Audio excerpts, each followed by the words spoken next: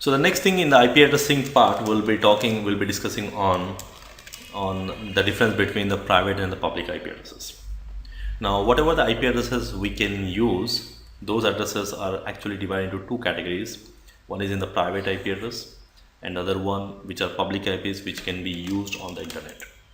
So let's try to see the difference between the private and the public IP. But before that, let's try to understand why there is a need for the private and the public IP addresses. So take an example. In my company, I got a LAN here, and in this LAN, it is connecting to some service provider, my ISP, and from this ISP, it's again connecting to some of my internet. And on the internet, I have public servers hosted. Now my user sitting here in my company, let's say the IP address of this user is 192.168.1.1, is trying to access the Yahoo server which is on the internet. So to access the Yahoo server, he need to open some URL, and then type the URL path, open a website, open a web browser, and then type the URL path www.yahoo.com. So the request goes to the router, and the router forwards back to ISP, and ISP finds where is the Yahoo server, and the Yahoo server has to reply back. But now the question is, when you talk about internet, so internet is something where everyone is connected, every ISP, every organization is connected. So there is a possibility that there are some multiple users on the internet on a different location, different country, different region, completely also might be using the same IP address. So there is a possibility because the IP addressing is standardized for everyone. So there is a possibility that there might be multiple users with the same IP. So the Yahoo server has to reply back to 192.168.1.1. But now the question is, will it reply back to this user somewhere here, or this user, or this user, or this user, or this user, or to no one, or to everyone? Because the communication happens completely based on IP addresses. So the source IP address is 192.168.1.1, and the Yahoo server has to reply back to 192.168.1.1. But the problem is there are multiple users. There might be multiple users with the same IP address. Now, how to overcome this kind of issues?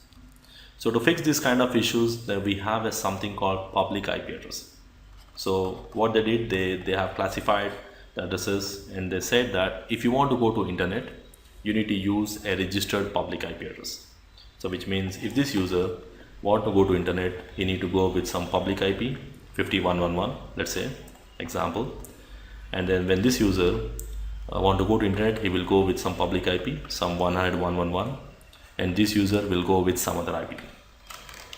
And the good thing about this IP is it is globally unique. Now this IP will be globally unique, which means once this IP address is registered with this company or with this user, it will be with this user as long as he pays. You know, we can register some IP addresses, public IP with us, and it will be globally unique. It will not be given to anyone, and they are registered IP addresses. Okay, so every user, when they go to internet, they need to purchase the public IPs. So these IPs are not free of cost. You need to pay to the service provider or to INA to get these public IPs. Okay, so but the question is, what about the users who don't want to connect to internet but they still want to communicate? So, okay, so within my company, let's say I got one more branch office here, and I want this branch office and these two branch offices should communicate with each other without internet. So for this kind of connections, they have reserved some addresses called private addresses. Now the private addresses are opposite to public. They are actually not reserved addresses. Like I got a difference in the table here. Now the private addresses are not recognized on the internet, which means you can use within your company, within your LAN or within your company, and this is something the administrator will decide what addresses it should be used. It will be unique but within my organization, which means if I'm using 192.168.1.1, so there might be some user in a different country or different region or different organization also using the same IP. So there won't be any problem because we are not talking to each other directly, so there won't be any problems. and they are like a free IPs. You don't need to register. They are unregistered IP addresses. Okay, so within the LAN, within your company, if you're planning or designing any networks, we can use these private networks. Okay, so private addresses. If you want to go to internet, you need to have a public IP which is recognized on the internet, and you have to contact the service provider and you have to pay to the service provider to get that, and it will be globally unique. So it will be only one, and it is a registered IP addresses. So that's how they are classified, the addresses for different purposes, for within the company, within the organization, or if you want to go to internet. But what if there might be some cases where you might be using some private IP addresses, and I want these private users also want to talk to my other branch office here, and also they should be able to access internet. In that case, what I should do? So there is a solution for that. What we can do is we can allow these private IP addresses to go here, and the router, it can be router or firewall, also can do that. It can translate your private IP to go as a public IP address. So we can translate our private users, so they will go as a private here, but when they go here to ISP, they can get translated to a public IP address, and they can send a request to the Yahoo server, and they can reply back with a public IP. Now this Yahoo server will identify this request as a public IP, and they can translate it back to a private IP address. Now this process we call as network address translation. So we have a separate session, separate class dedicated for NAT, network address translation, where we'll see how to translate a private to public IP addresses, and what are the different methods we can use to translate your private to public address, like static NAT, dynamic NAT, and PAT. We'll see more in detail on the NAT as we go ahead. But here there is a classification of private and public IP addresses. So the private addresses are the addresses which can be used within your organization, and whereas the public addresses are the addresses which can be used to communicate or to connect to internet. Okay. So got the differences. So the private and public IP addresses, there is a classification of addresses. But now the question is how to identify the private addresses or public addresses. So they have given some range. There are certain addresses which are reserved as a private addresses. So in the A class, you know the range of A class, it starts from 1 to 126, because we cannot use 0, we cannot use 127. Total there are 1 to 126 in the A class. In that complete, there is only one network, that is 10.x. Anything starting with 10 is your private network, remaining all are your public networks. Now similar way even in the B class, the range is 128 to 191, which means you can take 128.0 combination like that. If you take, there are around 16,384 networks we get, very big network, and each and every network will have 65,000 addresses. But out of that, only 16 networks are private. So anything starting from 172 16 to 172 31. So which means 172 16, 17, 18, 19 up to 31. So only these networks are private. So you need to remember this range of addresses.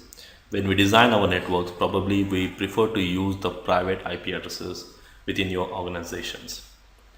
Now similar way, in case of C class, anything starting with 192, 168, anything starting with 192, 168 will be identified as your private IP addresses, and anything other than that will be always referred as public addresses. So public IP addresses are very big. It's a very big range. So it's not easy for us to identify. So that's the reason what we do here is we need to remember the private IP address range, and then anything within this range referred as a private IP addresses, and anything beyond this range will be identified as public addresses. So let's take some example here. So what I'll do is I'll take one example to differentiate 172.35.10.10. Now my question is, this address belongs to a private IP or public IP? So it's a public address. The reason is anything between 16 to 31 is your private. It is 35, beyond 31, so it will be a public address. So anything coming within this range, you need to understand them as private IP addresses. Anything beyond this range will be identified as public addresses. So the allocation of the private and the public addresses is done by INA, Internet Assigned Number Authority. So that's the authorized government agency to look after the allocation of the public IPs, and the complete allocation of these IPs has been divided into different 5 regions. Based on that 5 regions, so this is your Asia Pacific region, and to have some more information on this, you can visit the ina.org website. You can go to ina.org. So there you'll find all this information here. If you just scroll down here a little bit, so IP addresses and AS numbers, you can see these are the 5 regions. So Africa region, Asia Pacific region, here you can see Asia Pacific region, this is my Africa region, and then North America region, Latin America, and then these regions. So we call them as 5 regions, and if you click on these specific links to get into more information, just click on this link. It will redirect your specific region website, and there you can find some information, or if you want to get some IP addresses, you can contact them. And here you will see this is a link which will take you ina.org assignments, IPv4 for address space. Now it's going to show you the list of the different assignments, like if you just come down a little bit here, the 10-dot network, with a 28/8 subnet mask, this is for private purpose. This is your 10.x.x.x network. And then 11-dot network is for Department of Defense Intel Information System. Like that, the different blocks are registered, like 23 block is registered for this region wise. Similar way, this 36 block is reserved for APNIC, Asia Pacific region, like that. These are all the allocations you will find on the website. Not really important, not really required to know, but just a general information to know that this INA is going to assign assigned already this address in different regions. So if I'm in this region, so I need to the local service provider will contact the specific region to get some public IP addresses, and then this service provider will allocate to small service providers. From there again the customer will get those public IP addresses. So if you are running a big size company, you can even contact the big service providers or INA or the authorized registry to get your public IP addresses.